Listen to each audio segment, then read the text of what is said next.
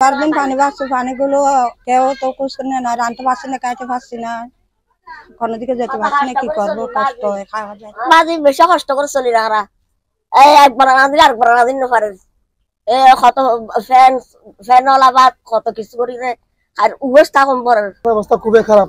বাড়িঘরের সব তো রেখেছে পানি। আজকে প্রায় 10-12 দিন যাবত একটা বাসা ঠিক নেই, সবার বাসা পানি। বাসার 3 দিন এখানে পানি, থাকার মতো অবস্থা নাই। এখন বাইরে আসে অনেকে, মহিলাদের জন্য বেশি অসুবিধা।